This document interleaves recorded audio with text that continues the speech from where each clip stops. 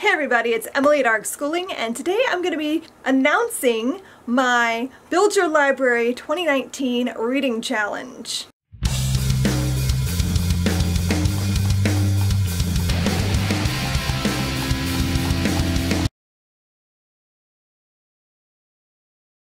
Every year, for one of my reading goals, I try to do one of those reading challenges that float around on the internet, and I love having a set of categories to check off. I love checking things off of checklists. It's a thing that makes me feel accomplished. But this year, when I was looking at the different ones available, I just wasn't feeling inspired, and I thought, you know, I've been doing this long enough, why not make my own? So I did. I created my own Build Your Library Reading Challenge, and you can go to my website, I'll leave the link below, and download your own checklist. And I'm just going to kind of talk today. I'm going to read through the challenges I created, and I'm going to show you a few examples of books I might read for some of the challenges. I'm not going to do all of them. There are 40. One of the things that I wanted to point out about this challenge too is that I wanted it to be family friendly, because I like giving these kinds of things to my kids to inspire them to pick up books and try new books out. And a lot of the ones that are floating around are just not, they don't lend themselves well to children's books. So I thought I would make this one as open-ended as I could so that anybody, any age, could participate. So that being said, I'm going to be showing you books that I'm going to read. I haven't shown this to my kids yet, so I don't know what they're going to pick, and I'm thinking what I'll end up doing is like doing check-ins throughout the year and showing you guys what my kids have picked up. Also, feel free to leave comments down below recommending books you think would fit a category for any age level. That would be great. So anyway, without further ado, I'm just going to start reading the challenges, and I might show you a book that I have in mind. A book that tells a story in an unconventional format, an award-winning book, an own voices story that takes place in Asia, an own voices story that takes place in Africa, an own voices story that takes place in Central or South America, a book that takes place in 2 different time periods. And for that challenge, I'm leaning towards Revolution by Jennifer Donnelly because I know it takes place in both present day and the French Revolution. A story told in multiple perspectives. A story based in mythology. Challenge, I'm planning on reading Circe by Madeline Miller because I read Song of Achilles I think 2 years ago now and I loved it, and I've been meaning to pick this up ever since. Reread a favorite book. A book that got a lot of hype that you have not read. Planning on reading Six of Crows because my daughter is insisting at this point that I need to read it. So yeah, I got this for Christmas last year, have not picked it up, so I need to read this. A book you have never heard of before. A new or new to you book by a favorite author. A history or historical fiction book based on a time period you know nothing about. For that category, I'm planning on reading The Indifferent Stars Above, The Harrowing Saga of the Donner Party by Daniel James Brown. I'm really intrigued. I know nothing about the Donner Party besides what everyone knows is that they resorted to cannibalism. So that's really all I know about that whole story. So I'm very excited to pick this up and learn more. A memoir about a person you find fascinating.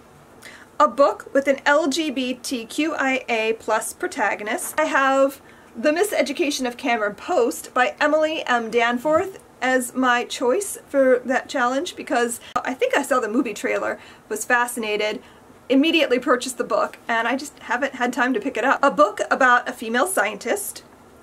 A book with a name of an element from the periodic table in the title of the book. A history book told in graphic novel format. A book from a previous family reading crate that you haven't gotten to yet, which, I don't know, I guess I can't participate in that one challenge. I realized after I said it that I'm like, oh, well, I read all the books that go in the crates. So, whatever, I'll skip that challenge. A book about an indigenous peoples group. A book about climate change.